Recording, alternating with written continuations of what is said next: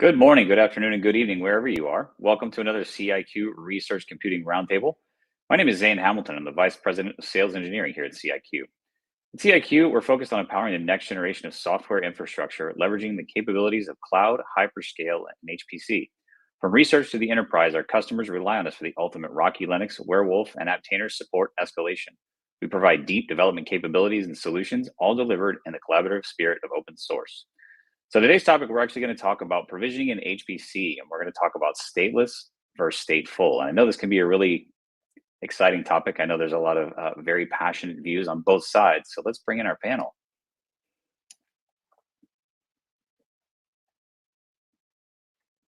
Welcome, everyone. Hello. Hello, Everybody. How's it going, fellas? I'm hoping for an exciting topic. I know there are some passionate views on this on both sides, so I'm excited to have this conversation. But I'm going to let everybody introduce themselves. John, it's been a while. Why don't you introduce yourself? hi, I'm John Hanks, Grisnog, and HPC system in for a long time. I don't know how much I should introduce myself since I've been here a lot of times, but It's true. My stance on stateless is that in my environments, I target only having 3 OS installs to disk, and those are 2 backup Warewulf controllers and DNS DHCP servers, and then 1 server that acts as a backup should one of those 2 fail. It's basically just the matching hardware. And then I shoot for everything else in my environment being provisioned statelessly with the OS and RAM. Fantastic. Glad I know what side you're on. Alan, if you're still having a little bit of trouble with audio, I'm going to go ahead and skip down to Greg. Tell us who you are. We might not know. Still on mute.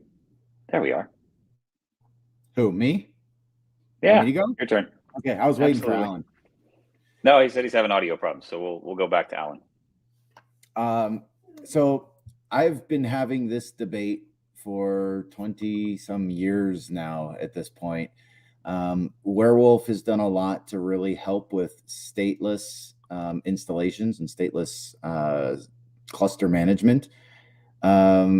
And that was always the first thing that people would always harp on is, is it stateless? Is it stateful? How is it working? And there was always a lot of convincing that seemed to happen in the early days on this is okay. It's going to be stable, but the operating system's not written to disk. How's it going to be stable? Because you have memory, and memory's good.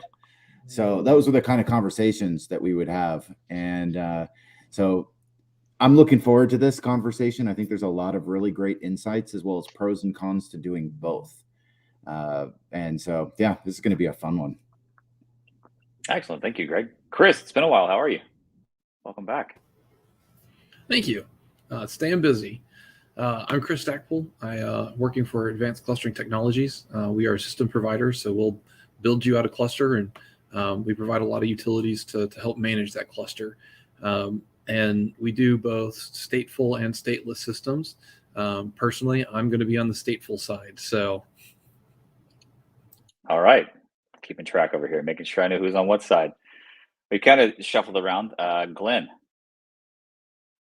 I think I know what side you're on too, but introduce yourself and give me a hint.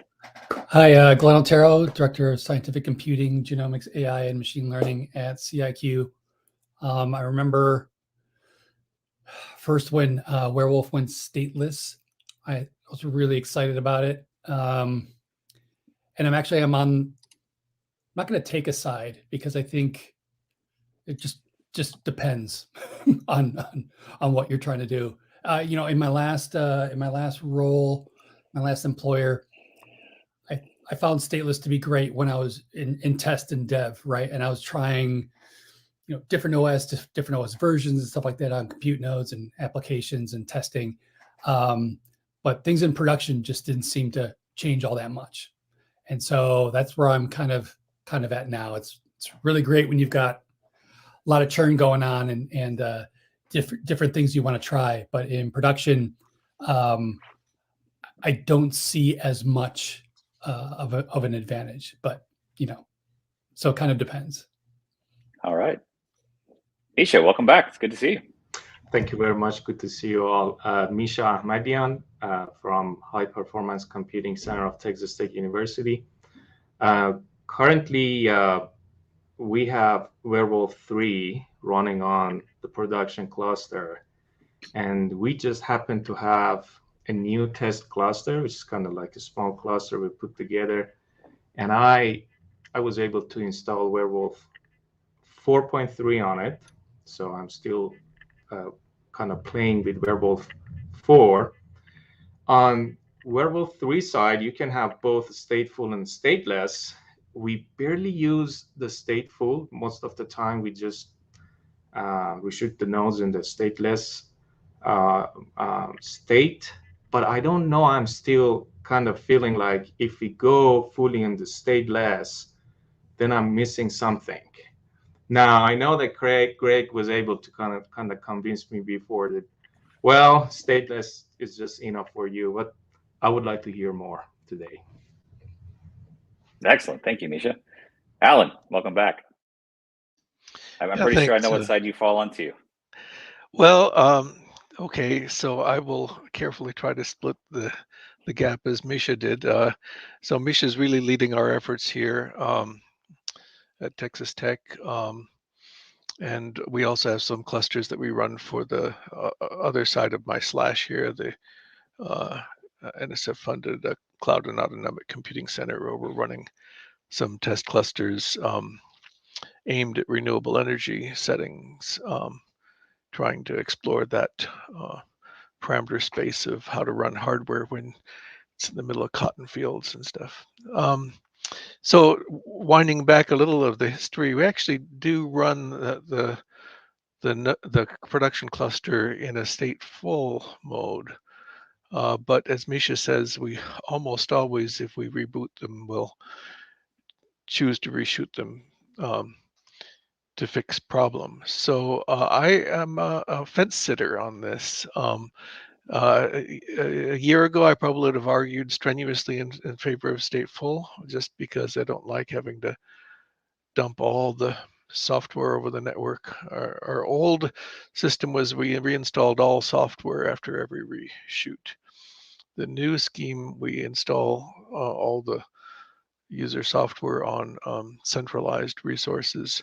And so we've shifted the burden to those NFS servers, and we've been engaged in a long catch-up game with respect to how to provision a cluster when all the software is residing in a central resource. So to summarize, in the early days, we used stateful because there was so much software to install on each node. Now that's not the case, but naturally you've shifted the load elsewhere. Excellent. Thank you, Alan. So I'm going to start off and kind of go back. John, I'm going to ask for you to tell us, what is stateless? What does that even mean? It's a terrible term, and it doesn't make sense anymore to say stateful and stateless. So what you're really saying is, regardless of where you write your OS, you're going to reinstall it on every boot, so that after every reboot, that node will be a fresh install. And you know, the idea that you would put the OS in memory is super appealing to me, because I like the OS to go really fast. But if you were to have a system that wrote that onto a disk partition, you know, that every node had a disk partition, it wouldn't matter. It's the fact that you're reinstalling from scratch on every boot is what makes it stateless for me. And then the other side of that being a terrible term is I run all my storage servers statelessly. So clearly I'm not reinstalling all the data on every boot. So those nodes keep the data live. You know, they're continuously, the data is always going to be there. That's where the disks are. It's just the OS that we're talking about when we say we do it statelessly. Thank you. Chris, I'm going to let you tell us about stateful. What does stateful mean? Well, it's interesting because I using that last definition, I'm almost on that one. So the way I'd usually define stateful and stateless is whether or not there's a disk drive to have the OS on. I still highly recommend that your systems are set up such that when you do reboot, intentionally reboot, you get a fresh image. Because that fresh image would be your golden image that you always know is correct. You can update the image, roll out whatever changes, you make sure that's correct, and then every node in the cluster has that golden image. The difference for me on the stateful versus stateless is being able to boot back into the environment when there was a unintentional reboot. Being able to go back to that OS and have that when things aren't going, when they're going wrong, being able to go back into that environment as it was.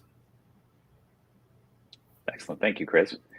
So coming in from an enterprise world and hearing stateful and stateless, I had a little bit of a different understanding. So I'm going to ask this question of Greg. How is stateful and stateless, when we talk about HPC provisioning, different than we talk about stateful and stateless in applications? That's a good question. When we're talking about stateless in high performance computing context, usually, not always, but usually what we're talking about specifically is the operating system, and is that operating system written to some form of stateful media. Now, there's, as John kind of articulated, there's a lot of different ways to kind of pulling this all together. And I've seen stateless implemented on diskful systems, such that even the operating system was written to disk, it was written persistently, but on every single boot, it was rewritten. So it didn't keep that state, or that state wasn't typically persistent, if that makes sense.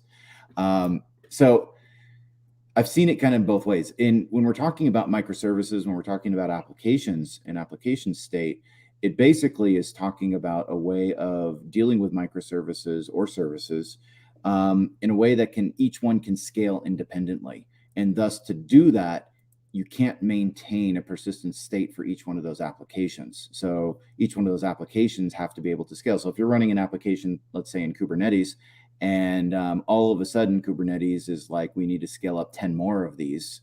If each one was maintaining state and memory, and that state was required to continue the lineage of that program, well, you can't actually then just start spinning up more.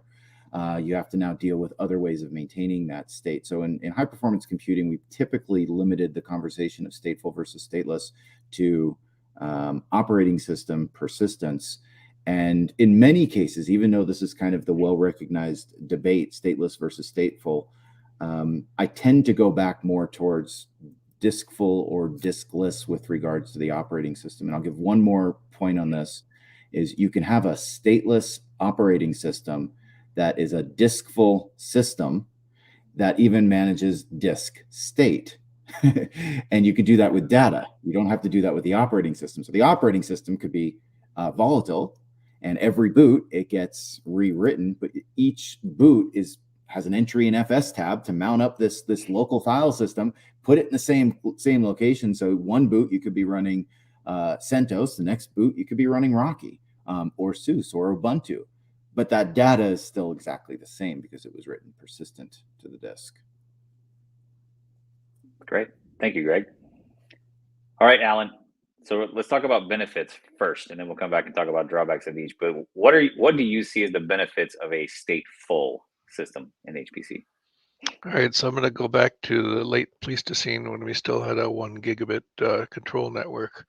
And, at that point, close to 1,000 nodes, and shooting each one took a lot of time.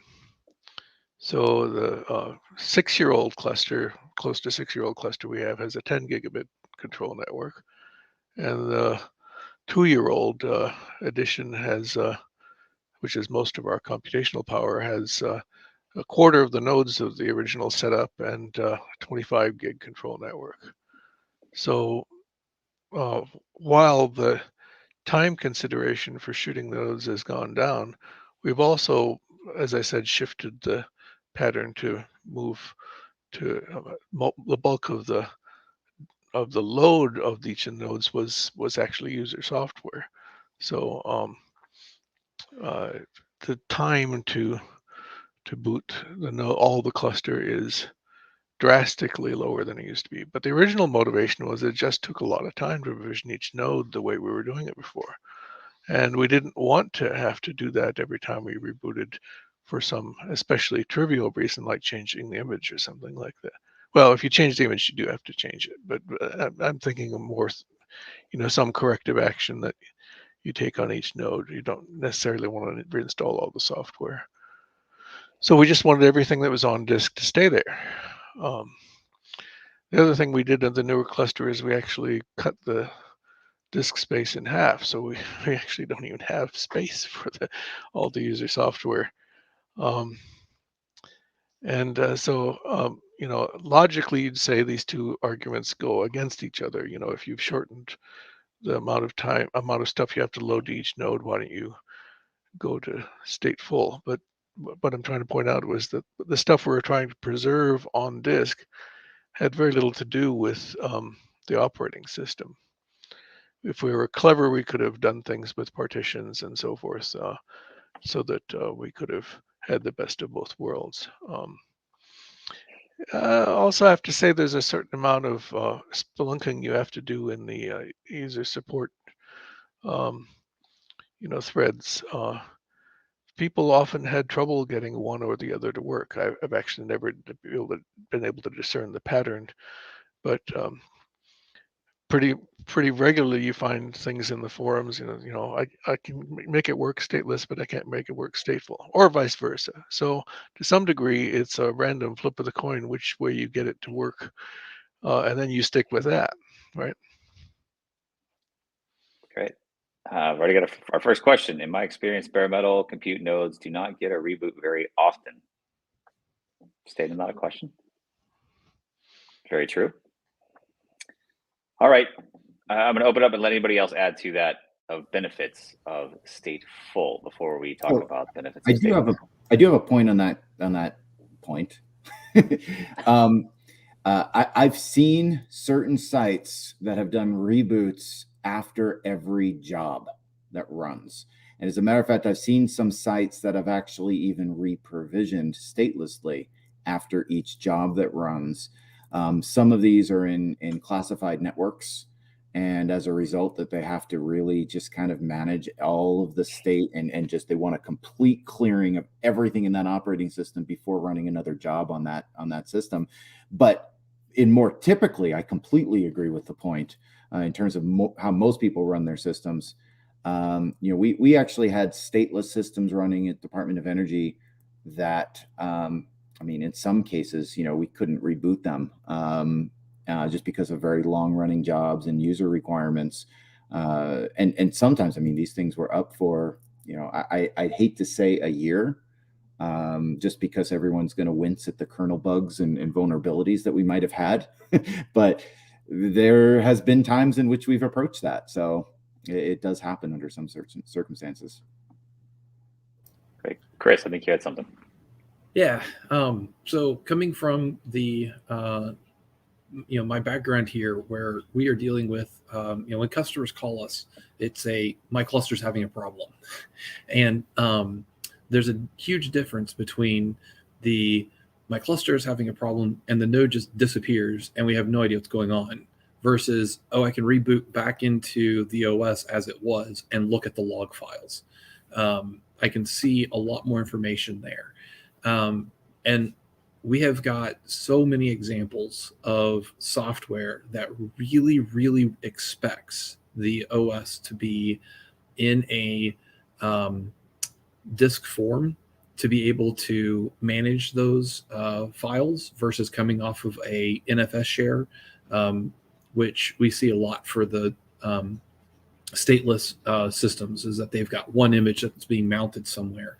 One of the more recent issues that we saw was with RHEL 8.6. They changed something in Network Manager and how it works with drag cut. And it was just puking because it expected to be able to write files in Etsy, which were being read-only mounted from the file share. We see this a lot with different things. Systemd has got a lot of those issues as well.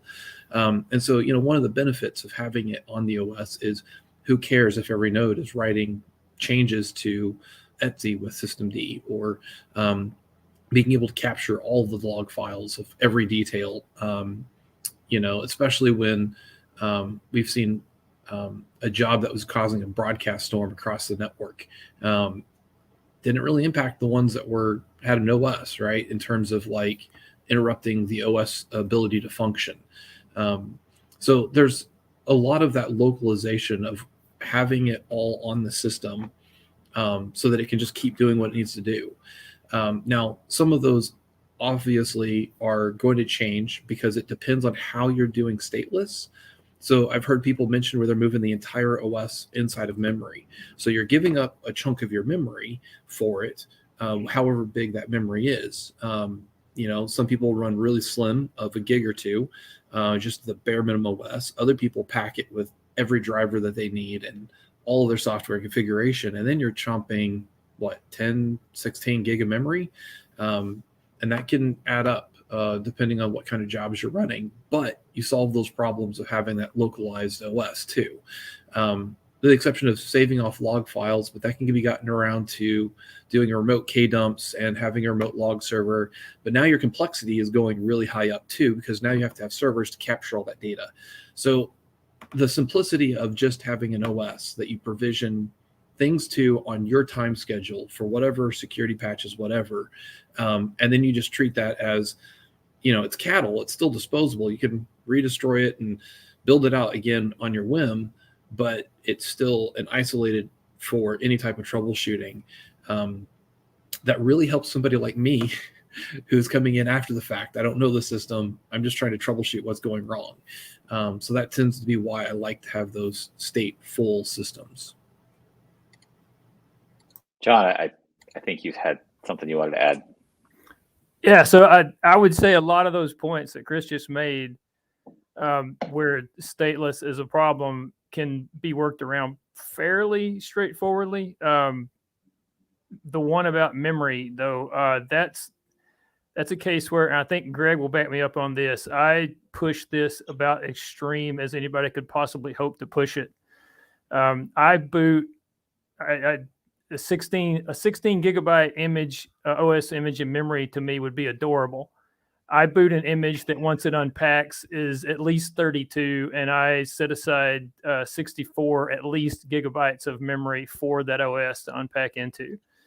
That all my nodes, though, have local NVMe drives, which get configured as swap. So the minute a job needs any of that OS memory, it swaps out to that NVMe, and we don't worry about it anymore. So the memory impact is effectively negligible at runtime because the OS will swap out to the swap space pretty rapidly if there's memory pressure. But because we build our nodes for life sciences, I think my smallest node probably has 256 gigs of RAM.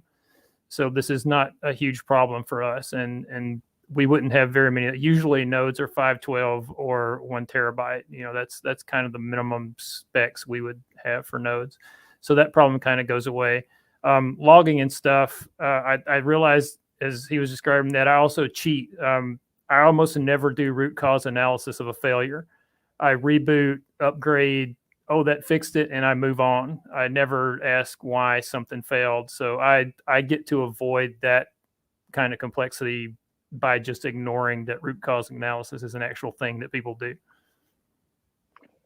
I love that. It's harder when you're on a system that has a smaller amount of nodes, not a huge budget, where all those nodes really matter, and you have one that just will keep rebooting suddenly without any explanation, and you're trying to actually figure out, is it a hardware problem? Is it your job? Those types of things. So one of the reasons why I really became a fan of stateless early on was because I was maintaining fairly large clusters with a fairly small crew. And, it used to be that a single system administrator was expected to be able to maintain, 50 to 100 servers, 100 if you're really good. Right. And these were all kind of pets back in the pet era. And now everything's more towards cattle.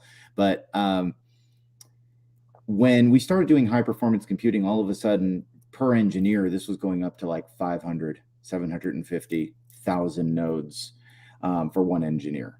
And the scale just got massive. Now, how to deal with this. John, your point makes me laugh. It's accurate, right? In many cases, we just don't care about root cause, conditions of something. But at the same token, one of the things that, to get back to my point, one of the things that I love about Stateless is all the nodes are the same, or at least all the nodes within a group are the same. They're not only the same, they're identical from the software stack. Like there's no variation, zero. So if you were to have a problem, node 300 is bombing out, it's rebooting, it's seg faulting, kernel panicking, whatever. Well, if its neighbors are working, it's hardware, period. Take that node out, send it back to the vendor.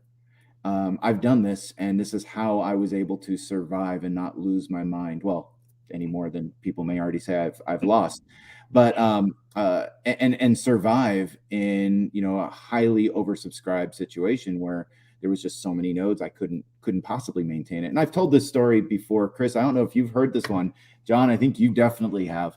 But there was a time in which we ran an application across the cluster. It was a very performant application, tightly coupled, and every time we ran it, it always failed.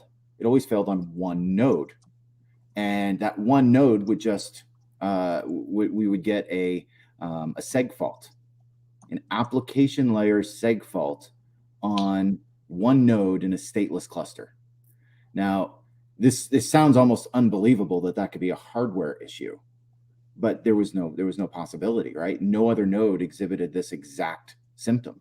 It was just that one node.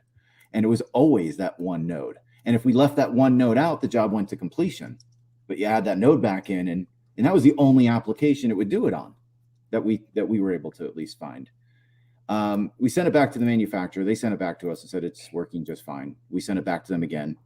They sent it back to us. The third time, when we sent it over to them, I think it was the third time, they said, well, we put everything through its paces. The only thing that we found that was off was the power supply, was not quite giving quite enough current at full load. So we did replace the power supply, but there's no way that can cause an application layer error. That was it. That was the problem. Power supply was not giving quite enough juice to that one node. Now, if this wasn't stateless and I was doing normal process for debugging an operating system, I may never have figured that out. Just because I'm stubborn, I probably would have just sit there and just continued to think there was some sort of weird software error or a memory error or something. I never would have guessed power supply. But because I knew all of its neighbors worked perfectly, I knew it had to be hardware, had to be something associated with that hardware. We did try network ports, by the way, and other things as well, just because we were, we were stumped on this one. But that's an example. It's kind of an extreme example, though. But it's an example of how having the exact same operating system with no state and no differences between any other nodes is really, really beneficial, and it makes it easy to maintain and to scale. So I would like to add on top of that, it's a good point that you made of stateless, using stateless. If we know that all the nodes in the cluster they're the same, and you start provisioning them all in the same situation. However, we are running into this type of problems here, that some of the nodes, they just go down, they just hang, and you don't have an access to their logs after you bring them back up in the stateless mode. So for those type of situations, we just don't know what to do. We don't know where's the problem. And anytime we bring the backup in the stateless, you just see the fresh logs again once you reinstall the operating system. Now, I know that there's some workaround that you can make the syslogs to write in like NFS shared location, or maybe send it through the network. But I believe in a data center with thousands of nodes writing into a central location, each node keeps writing to the var log message and almost every type of messages every second, and it could saturate the network somehow, or also that central location on hard drive. That could be an issue. I mean, that's one of the things that stateful is kind of helpful when we want to debug a node. We put it in stateful and then reboot it. If the issue happened again, we can look into the logs from that machine. So we have solved this using both, K dumps and whatnot going to a remote system so we can catch kernel cores and whatnot. But we also do remote syslog. And your point is really good, though, right? If you've got thousands of nodes and with a lot of syslog messaging coming through the pipe, I mean, you are adding interrupts, you're adding jiffies, context switches, and whatnot. So that does affect performance. Absolutely. There are ways of managing that and to do that more efficiently.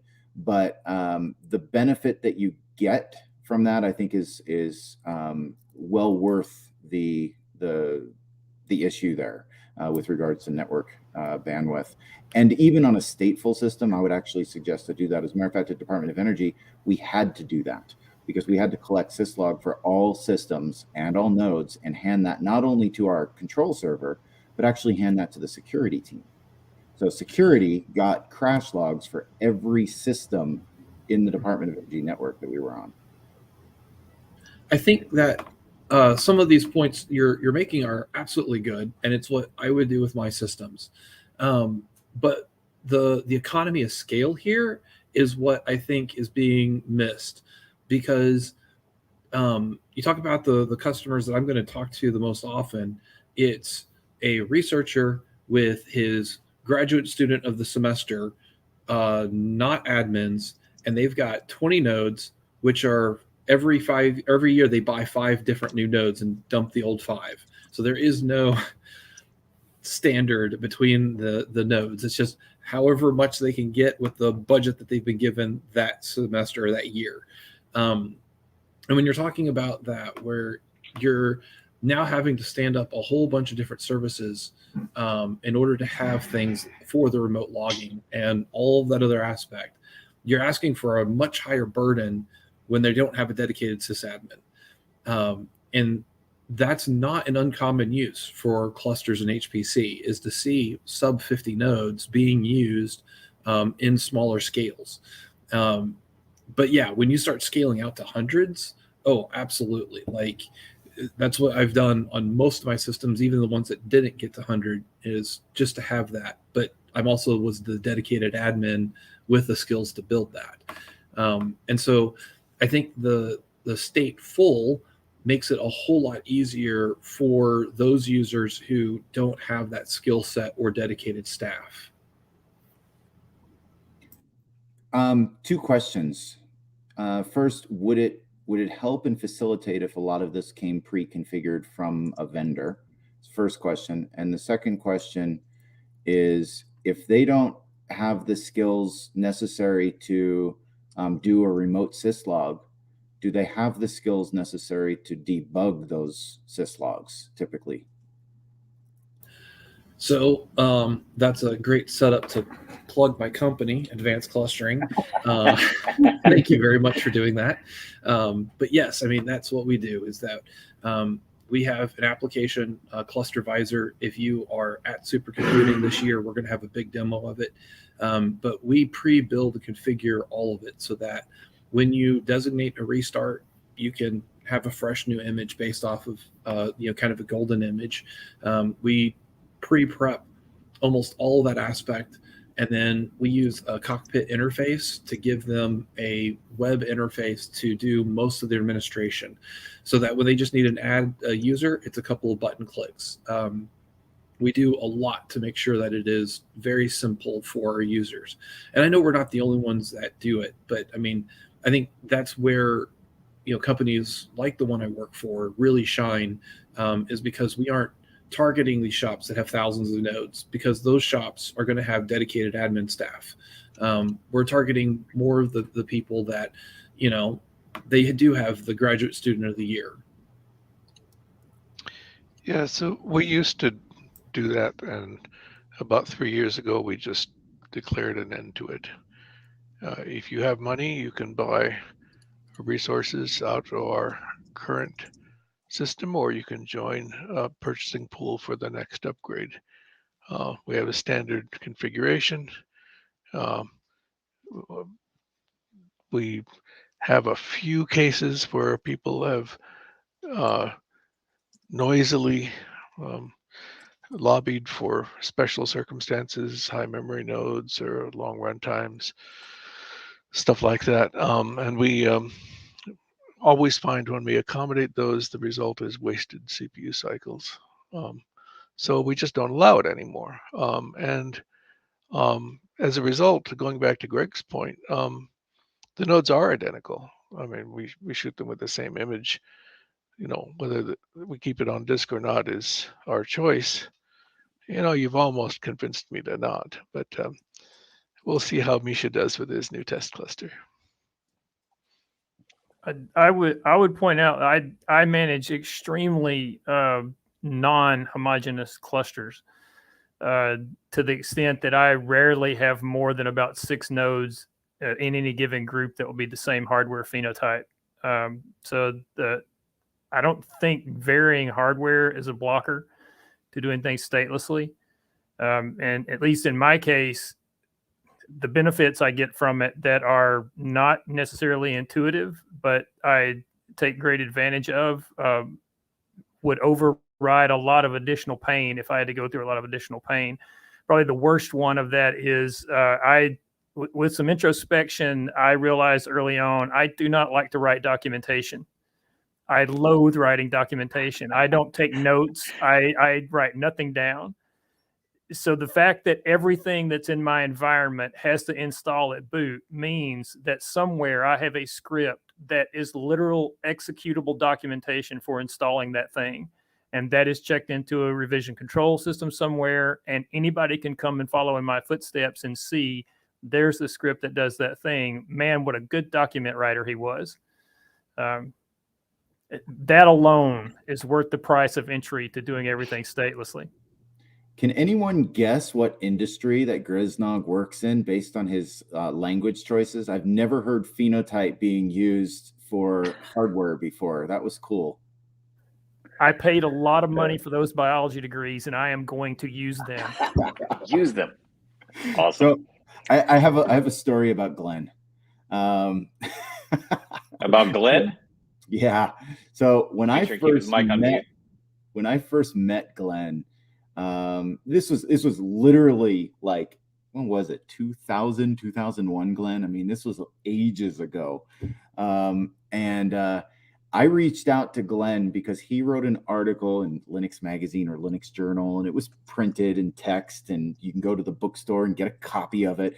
And it was talking about ROX clusters, if everybody remembers ROX. And he wrote this whole article on it, and I said, I just created this thing called Warewulf, and I'd really love your take on it. And so I reached out to Glenn about that.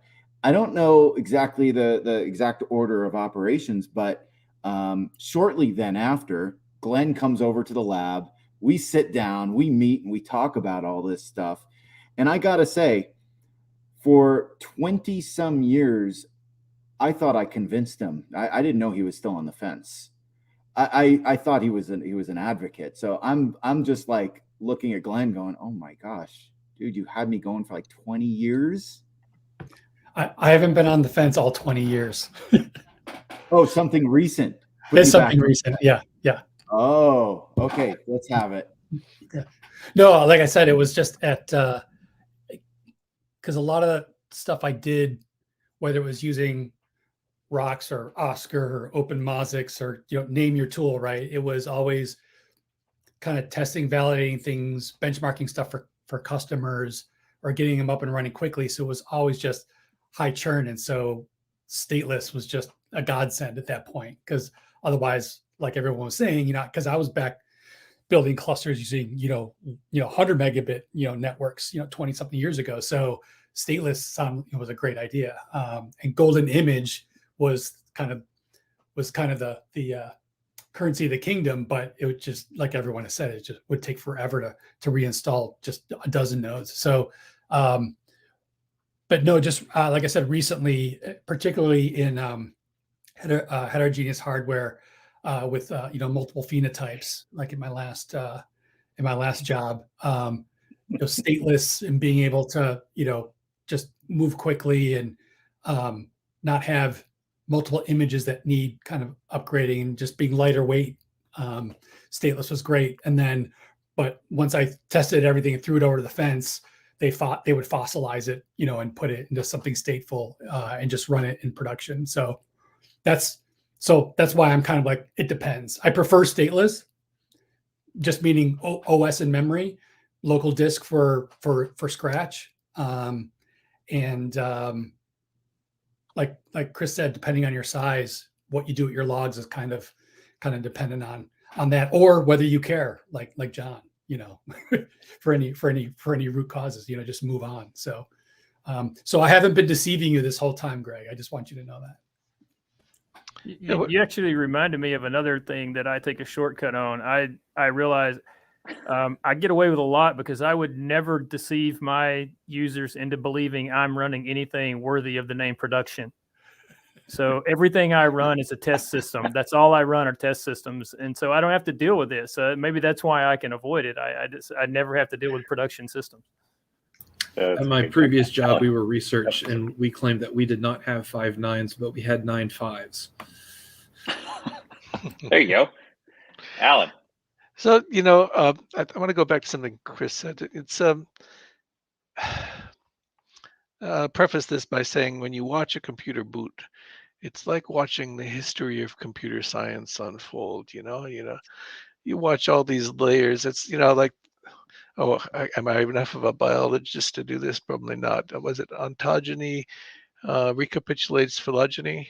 One of my favorite sayings ever. Yes, you watch a machine boot, and you're just watching the lizard forms of computing, evolve into chicken forms and into something resembling the current system. So, a lot of this is being re-examined. Open source firmware, a lot of attempts to make this whole process easier. And a lot of it goes away in the cloud, except it doesn't, because you watch the boot process there and it's still doing this crap. So, for those of us who have had to flip the toggle switches on a PDP 11 to get it to the point where it would then, pick up and read some medium, and I can go back further than that if you want me to. But, the idea of booting is something to be avoided, right? It's a risky endeavor. You never know it's going to hit some thing. So that's, of course, a completely obsolete line of thinking. And so it's a question what you mean when you say you're booting. Now, I bring this up because Warewulf specifically has features in the newest versions. And here, I'm serving to you, Greg, where you can isolate things that you used to think of as part of the operating system install process right after the boot process gets to the point where it can do that. So maybe we should talk about those for a bit. So what are some of the features that you would like to stress that make Warewulf easier to use? I'm thinking of the layers and I've forgotten your terminology actually. But yeah, the overlays. Overlays, yeah. So there's a few points that were brought up as well that I think that this ties into. We've talked about heterogeneous systems, but in many cases you'll have heterogeneous hardware, but you're trying to have similar interfaces. So again, to take this back into biology, it's like different alleles with similar expressed traits and characteristics in terms of the interfaces and usage of what these HPC systems are doing. There, was that good? Hopefully that was good. But with Warewulf, you could do this, right? You can have different kernel features, different boot options and whatnot, as well as different images or different image versions to go out to different nodes. And to Alan's point, even just different files or groups of files that are changed per node via templating. So you can create templates that would basically say, okay, this node is going to do this, or it's going to have this service active, or in this configuration file, it'll have this section. But in this other node, via a template, you can have a different configuration. So you can very specifically express the different features or pieces that you want to for a particular piece of hardware or a particular role. You could have I/O nodes. You could have different forms of storage nodes. You can have parallel storage nodes. You can have big mem nodes. You can have GPU nodes, different types of GPU nodes. So it's very good at kind of doing all this stuff. So at the same time as scaling out a single image to thousands of nodes, you can also subtly change that image or use completely different images for different subsets of nodes. So it is very flexible from that perspective. The other thing I just wanted to mention real quick is, just to come back to this, using up, there's multiple ways of doing stateless. One is something like an NFS root. Chris, I think you were kind of alluding to that earlier. And then there's another one that you alluded to as well, which is basically using up RAM, using up memory to basically store and run your operating system. That's the way I always prefer to do it. But it does have a negative side effect, which is you're consuming expensive RAM, where normally you want your applications to use that expensive RAM. The fixes and the workaround, however you want to look at it, is if you have local storage, which I'm assuming we do, because otherwise we wouldn't be having that particular debate for that hardware. So if you have local storage, you just set up a swap. The kernel is actually incredibly good at paging TempFS file systems and then paging it onto swap. So over time, of course, you're going to have a little bit of some, not bottlenecks, but some contention through memory as your operating system's there, and now we have to go swap it out. But once that happens, over time, what you find is all of the critical pieces of your operating system that get touched often are going to end up staying in RAM in a small footprint. And all the other stuff, which is 99% of your operating system, is going to end up heading over to swap, and then basically just residing in storage and on your spinning or flash disk. So at the end of the day, you're not actually using that temp space. But as soon as you reboot that system, all that swap space and memory is gone. So you're re-provisioning. This is a load on the network, but this is a point I think, Misha, you brought up as well regarding network. A lot of this just has to do with just the system architecture that you're building. A lot of people that I know that are building these have a Ethernet boot and management network, and then they have an InfiniBand or some other form of network, and they do the same sort of thing with storage, right? They may have local disks or they may not, but they're also going to, they may have NFS for home, and they may have Lustre for parallel storage and data storage. And the Lustre may be actually communicating over InfiniBand. And so there's a lot of different ways to kind of slice and dice this. But that Ethernet fabric, if you have more than one network, that Ethernet fabric really becomes the management plane. So in many cases, you're not actually consuming your data plane to do any sort of, either file system transfer or anything. So it all depends, again, just kind of on the system usage. And in many cases, if you're thinking about doing a stateless system, you want to make sure you're building your system, physically building your system in a way that would actually support that in an optimized way. If you haven't, stateless systems are pretty much the same architecture as what most people are building. Maybe some subtle differences, but not much. Yeah, I think that design actually makes a lot of sense for a stateless, where you're doing the caching, you've got a large, fast swap. That makes sense. I mean, that's very much the way Grizdog described the NVMEs. And then having that dedicated network for that kind of traffic. Where we've seen that really not go so well is in those like classified, where everything that touches a disk has to have encryption at rest and everything else. So they just don't put disks in their nodes at all. Those ones are fun for a whole different reason. Fun. Are you doing, so there is a way, Chris, of doing stateful with no disks. Have you gone that route? No, I did look into that a while back, and there was just way more network traffic when we were trying to deal with that than what we really had the bandwidth for at the time. And it just was not practical for that particular setup. Gotcha. But yes, I have looked into that before. Usually that boggles people's mind. I'm surprised nobody stared at me blankly or yelled at me over that one. No, it brings up an interesting point, Greg, because looking back through enterprise, I've built thousands of web servers. So my next question is, where else could this be used? Where else could stateless be used outside of HPC? Because I think of all of the servers I've installed and they're all identical. And the only thing I'm doing is putting a different config for a web server on them. Why in the world am I spending the time to install an operating system on those things every time? So is there somewhere else in the enterprise that would be useful? John came off me too. We're seeing that more, actually. I think we're seeing that because people are spinning up the same node type for a Kubernetes cluster or the same node type for Apache web cluster, or however they're doing it.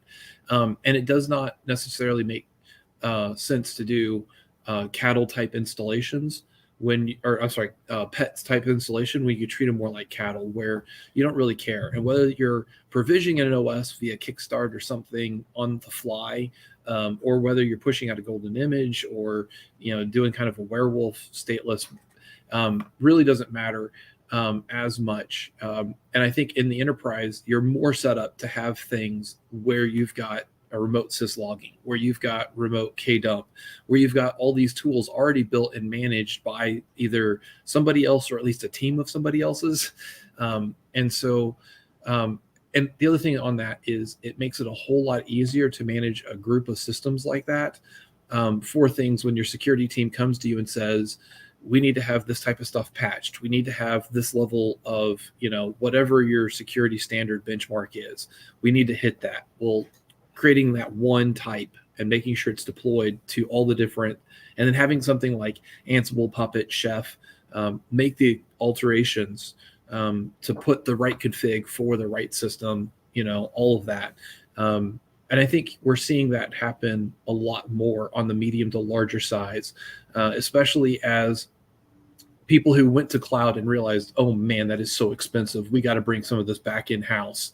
But they're already used now to this DevOps type thing where they were just treating these VMs, just like cattle. Can we do the same thing locally? And I think as we're seeing more of that shift back into localized data centers, some of those DevOps features are going to pull in, such as kind of a stateless OS. John, I know you had something. I'm debating whether I should say it or not. I think a lot of this, I am, anyone who knows me knows I despise large IT orgs for many, many reasons. But one of the things I always like to point out is a CIO, when they're looking at their next job, they're not incentivized to do things efficiently. They're incentivized to have a large staff and a large budget so that their next job has a larger staff and a larger budget. And so a lot of IT orgs evolve into this situation where they're not hiring people who necessarily know what they're doing. They're getting as many bodies on the org chart as they possibly can. Doing something stateless, like what I do, where my entire infrastructure is stateless. I try to literally provision everything statelessly, requires, for better or worse, knowing what I am doing. And the idea that I could somehow have this system have 30 or 40 IT staff with their hands in it is completely ludicrous. There's no way this would work in a large org. The way this is done, and a lot of stateless setups that I talk to people who do this, it's done because of short staffing, because they don't have a lot of bodies to do all that IT org enterprise stuff.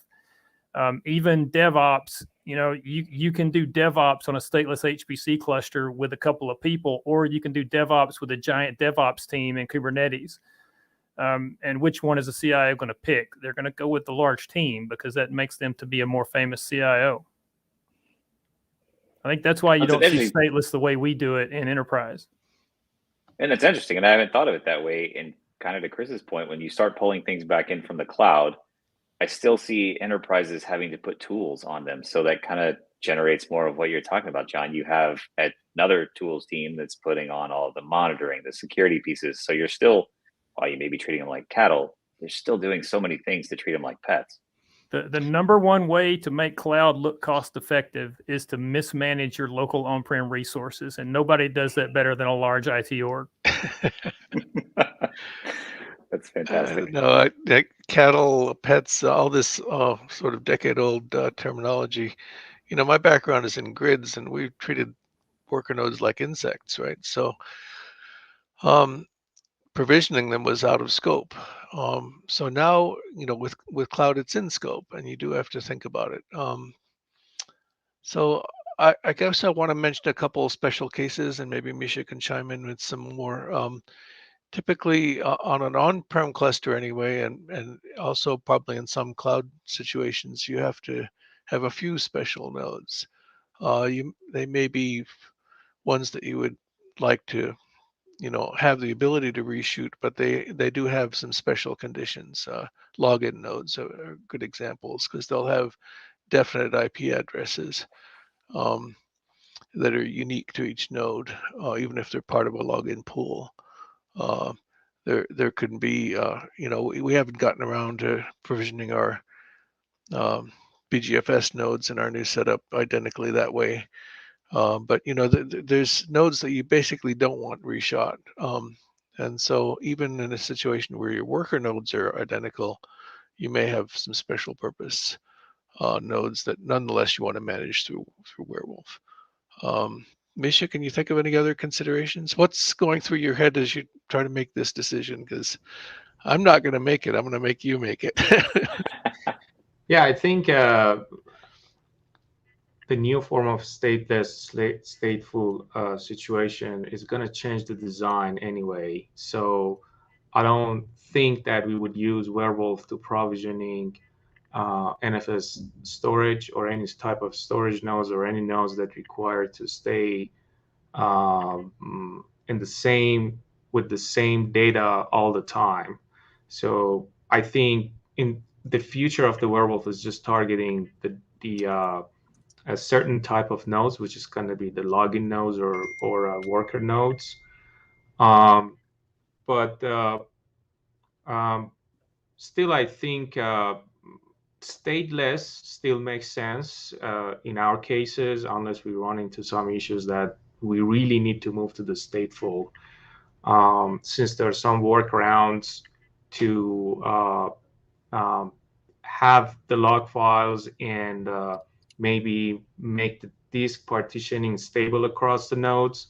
These are the things that we would always like to target and make sure that they always have the same partitioning size, have the same size of the swap space, and we want, and it's not going to deal too much with the memory. Then I think we should be fine, unless we run into some other problems. Now, my question for Greg maybe would be that since we had this conversation here, would you like to consider having this stateful feature in the future release of Warewulf or no? So believe it or not, this is one of the most common questions that we get, one of the FAQs that we get about Warewulf, which is, Warewulf is really good and built around the idea of provisioning stateless, but can we do stateful? We're thinking about how best to do it, and if it fits. There's a whole set of Pandora's box that we open as soon as we decide to do that, because there's doing it, which actually isn't that hard, but then there's doing it right, which is really hard. And so we're trying to kind of balance and figure out what's the best way of approaching something like that. If we would. Most people that we've spoken with really like the idea of doing this stateless for a couple reasons. And one is something you said, which made me think of this, is you mentioned like you probably wouldn't do stateless for NFS servers, or I'll be more general, file servers or some sort of IO. But what if the operating system itself, the container that you're using to provision out, was a pre-configured Lustre OSS, right? And let's say we had the entire Lustre stack already pre-created in containers for Warewulf, such that you can now go provision, whether it be NFS.io, whether it be Lustre.io, GPFS, Weka. You can choose whatever file system you want, expose that through Warewulf to the rest of the cluster, and you can do stateless across the entire thing. And to Grisnog's point, you can basically take your entire cluster of thousands of nodes and only have one system actually installed on the entire system, on the entire thing. There's only one hard drive being used for operating system state and management. That's actually exactly how we did it at Berkeley. We had 3,500-ish nodes. I think it was about 3,500. Our Lustre, our I/O nodes, NFS I/O nodes, everything was 100% stateless. And we had, it wasn't Warewulf 4, so it wasn't containers, but we had VNFS images for every piece of our stack. And we can take those VNFS images and just hand them out to any nodes dynamically even, and kind of reshuffle how the cluster works and operates. And one point, and I know we're getting near time, so Zane, I'm going to use this as my closing notes, so don't call on me for closing notes. Okay. Stack brought up a point that, or a question, he was responding to a question about other areas in which, this type of cluster could be used, whether it be stateless or just kind of clustering in general. We have seen Kubernetes now, which is a big one. I remember the first time when Guitar Center and Musician's Friend, anyone who plays instruments, reached out to me and told me that their entire web infrastructure is running on Warewulf. This was obviously like almost a decade and a half, 2 decades ago. So it was a while ago, but that was super cool to hear. But the one thing that was really surprising to me, was I always thought that when we think of provisioning stateless, what we're really doing is imaging. Right, we're taking an image of a drive or an image of an operating system. We're pushing that out to compute nodes. We're running that image. Well, what was interesting to me was I thought HPC was the only industry that did this. Turns out we're not. Clouds do this underneath the interfaces that we see. Most clouds that now I've spoken to in terms of underlying architecture, as well as very large IT infrastructures are doing imaging, and they're doing it because it's easier and it makes more sense. So that may be a follow-up conversation as well about imaging versus doing something like config management. I'd like to just drop a topic too. I'd like to just drop a data point in for doing stateless management of ZFS NAS servers. In my previous job, we had at least and maybe a little more than 60 petabytes of ZFS NAS servers scattered between the US, the UK, and Europe, all managed statelessly from a single image. And it worked fantastically well. And there's absolutely no way we could have done that any other method because we only had 3 admins for the entire setup. And that was on top of the cluster and all the other things that we had to do, GPU nodes and everything else for all those sites. So I would say there's no reason to be afraid to run storage servers statelessly. It works fantastically well. Thank you, John. And we are up on time. I know we had one comment, kind of a question that could lead into a whole other topic, so we'll do it very quickly. So bandwidth as a constraint, talking about doing a hybrid, so like having an image in a rack and controlling all the network flow in a rack so that you're copying from same rack to server. Thoughts on I think this? it depends on how you want to do that, because I think the easiest way is to have one image that's just broadcast out, but you're going to hit a lot of resources constraints because everybody's going to be hitting that one pipe for different reasons. But the tool that we've built uses multicast, so I can blast out as many nodes as I want, all the same image, and it doesn't matter if it's over a 1 gig pipe or not because it's just everybody's getting the same bits. And then ROX used to do it with BitTorrent. Every client, every node would install and start up a BitTorrent client for all of its own packages that it would serve, and so nobody was ever really impacted by waiting on the head node to give it information. But yeah, I think that goes to cluster design and cluster design of how you want to move your images around is going to be a whole different topic, because it depends on whether you are pushing out a kickstart and doing a fresh install every time, you're pushing out a single container image, or you're mounting it over NFS. I mean, all that is different ways of kind of doing this, and bandwidth constraints are going to be different for each of those scenarios. I want to add to something Chris said. Agree completely, by the way. But I would add, in terms of a response to this, is bandwidth is a constraint, but typically not. There's not enough data, even when we're provisioning large images. There's just not a big enough requirement to do that segregation by rack. As a matter of fact, I would suggest do it at a larger scale than just one rack. And I know from a management construct, right, it's always nice to have like a top of rack or provision out a provisioner on demand or something along those lines. But typically, a rack, at the most, I mean, I think you're looking at like 100 nodes if you're super dense. That's nothing for one provisioner. As a matter of fact, you don't really start seeing constraints until you start hitting about 500 nodes. And those constraints are typically not bandwidth, but as opposed to you get DHCP issues and you get UDP issues on the TFTP streams. That's where you actually see failures first. So first thing to do is to actually manage, at least in my experience, manage your broadcast domains. And then as you're managing your broadcast domains, that goes into your architecture of your system. So I would actually say, 500 is only a problem if you're booting all nodes exactly at the same time, literally exactly at the same time. But if you want to stagger them a little bit, you can actually get up to thousands of nodes with one provisioner without any problem. But your networking people would probably balk at that in terms of, again, broadcast domains. So an easy rule of thumb is 1,000 to 1,500 nodes per control server. And you can easily go more than that, but that's the number I usually tell people, and they usually double it just because we're HPC people. Great. And thank you, Greg. We are actually over on time, so I'm not even going to ask for closing remarks, guys. Sorry. I just want to make sure I give you your time back. We've asked a lot of you guys to be here, so we really appreciate it. For those of you watching, please go like and subscribe, and we will see you next week. Thank you guys for coming.